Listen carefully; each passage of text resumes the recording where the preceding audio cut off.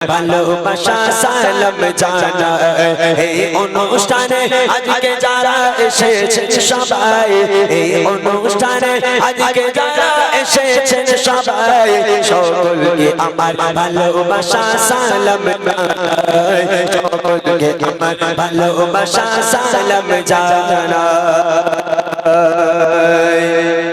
বাচ্চারা রেডি? প্রশ্ন করব। এই তিনটে গজলের বই এখানে রইলো, তোমাদের মধ্যে একজন পাবে, ভাইদের মধ্যে একজন পাবে, আর মা বোনদের মধ্যে একজন পাবে। তাই কে পাবে আল্লাহ ভালো জানে, আর তোমরাই ভালো জানো।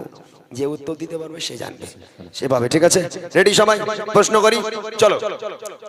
সুরে সুরে কিছু সওয়াল জবাব করিব,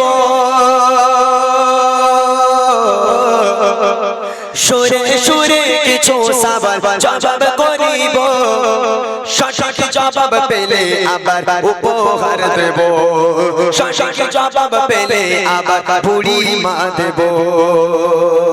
প্রশ্ন করি, মনোযোগ দিয়ে শোনো, মনোযোগ দিয়ে শুনবে একদম। ঠিক আছে, প্রশ্নটা কি? বলো তবে দেখি নবীর জন্ম কোথায়, বলো তবে দেখি নবীর জন্ম কোথায়, আর কত বছর বয়সে তিনি দুনিয়া ছেড়ে যায়, আর কত বছর বয়সে তিনি দুনিয়া ছেড়ে যায়। পিতা আমাদের গো, পিতা আমাদের নাম কি বলো আমি শুনতে চাই, পিতা আমাদের নাম কি বলো আমি শুনতে চাই।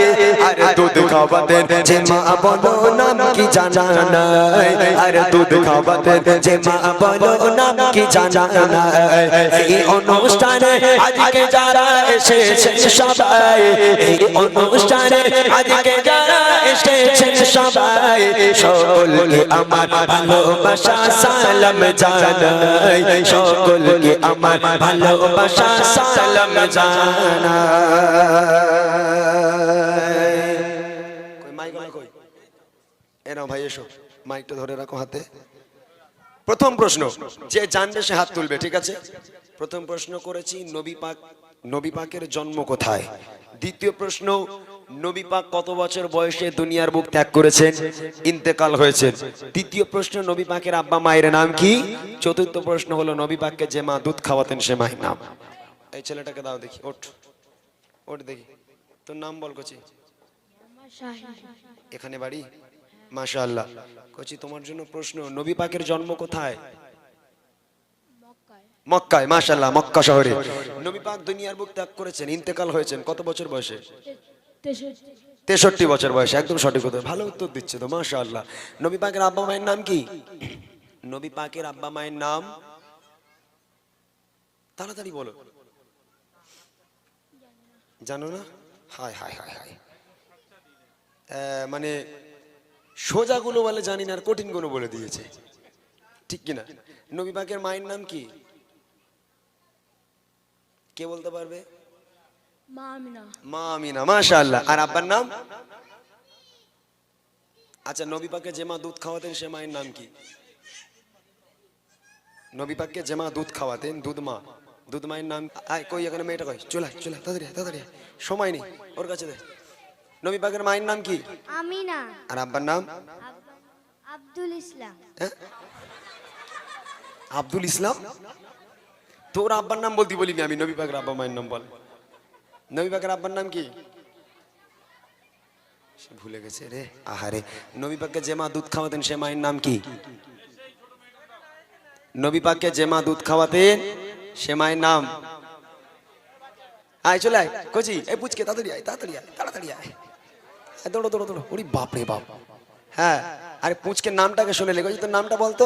আমার নাম আরিফা খাতুন। বাবা, ওর মনে যেন সদাই সুখ। কচি নবী পাকের মায়ের নাম কি বলতো বাবা? জানি না। হ্যাঁ, নাকি লজ্জা লেগেছে? আরে হ্যাঁ, ঠিক আছে, বাদ দাও, বাচ্চাদের প্রশ্নটা বাদ দিলাম। সব ঠিক আছে, বসো। এবার বড়দের প্রশ্ন। আমার যে সমস্ত দাদা ভাইরা এখানে আছেন, যদি আপনারা বলতে পারেন হাত উঁচু করবেন, আমি মাইক পাঠাবো, মাইকে বলবেন আমার দাদা ভাইদের জন্য। এবারে বলো দাদা গুলো যারা এসেছে,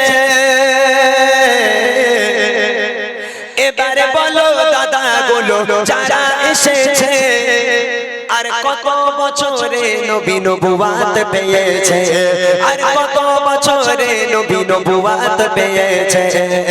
কাবা শরীফের ভিতর জন্ম বালকার,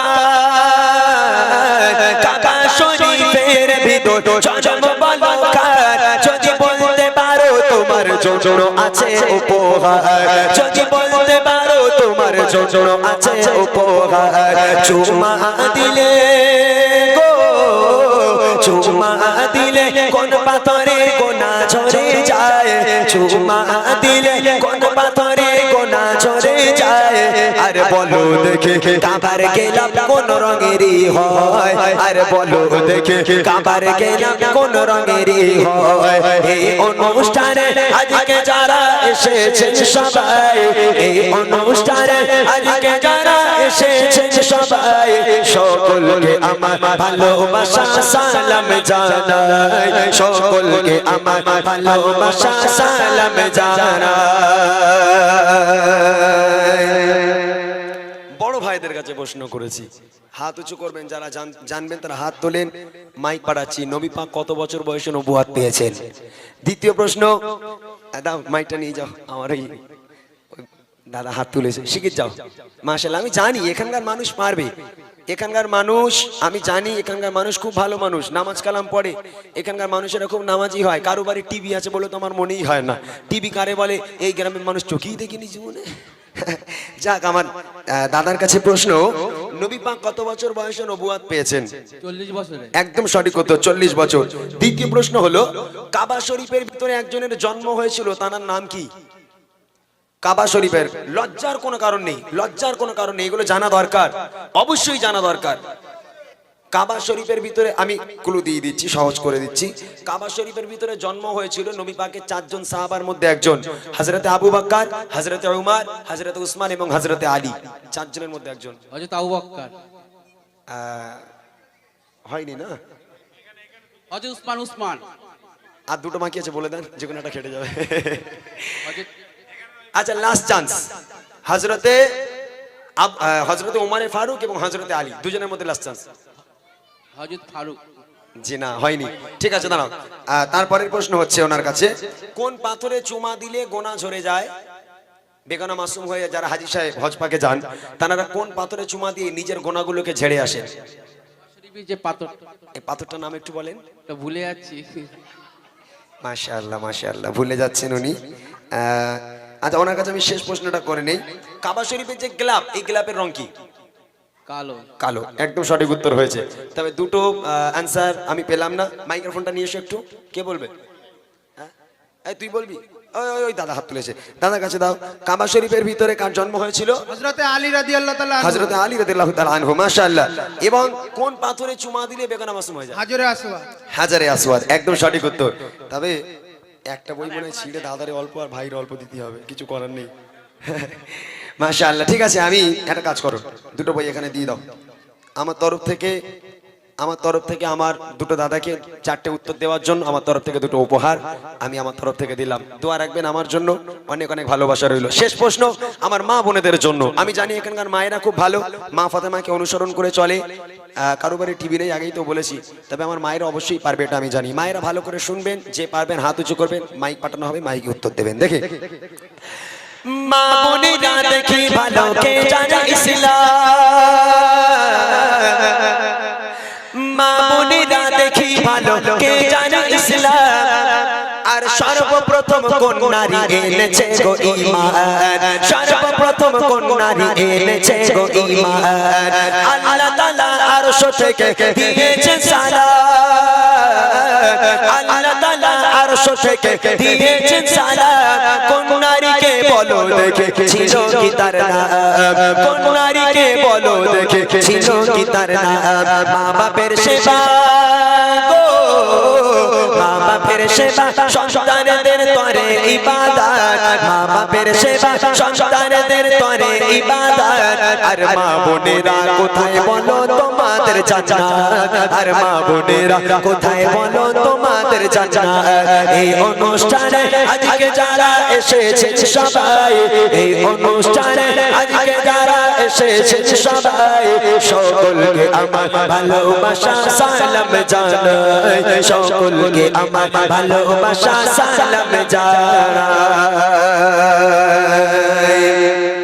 মায়েদের কাছে প্রথম প্রশ্ন ভাই একটু খেয়াল রেখো ওদিকে চলে যাও কি হাত তুলছে বুঝতে পারবে মায়েদের কাছে প্রথম প্রশ্ন সর্বপ্রথম কোন নারী ইসলাম ধর্ম গ্রহণ করেছেন দ্বিতীয় প্রশ্ন আল্লাহ পাক আল্লাহ তাআলা আরশে আজিম থেকে দুনিয়ার বুকে একটা নারীকে আল্লাহ নিজেই সালাম পাঠিয়েছিল সে নারীর নাম কি এবং তৃতীয় প্রশ্ন হলো মা বোনদের জান্নাত দুনিয়ার বুকে কোথায় ভালো করে শুনে নেবেন যিনি উত্তর দিচ্ছেন মাশাআল্লাহ যদি সঠিক উত্তর দেয় এগুলো আমাদের জানা অবশ্যই দরকার যে মা হাত তুলেছেন সেই মায়ের কাছে প্রশ্ন সর্বপ্রথম কোন নারী ইসলাম ধর্ম গ্রহণ করেছেন মা ফাতেমা রং অ্যান্সার ওইদিকে কেউ একজন হাত তুলেছিল ওইদিকে কেউ আছে হ্যাঁ না দিয়ে দাও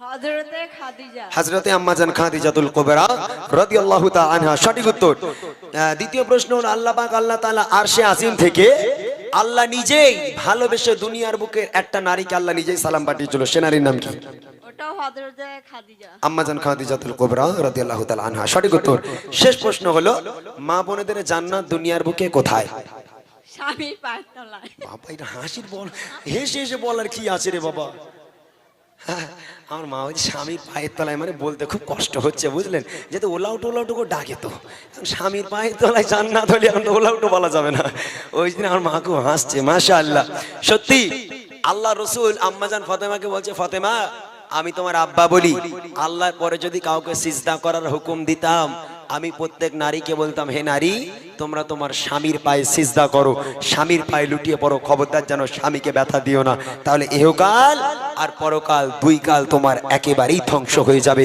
স্বামী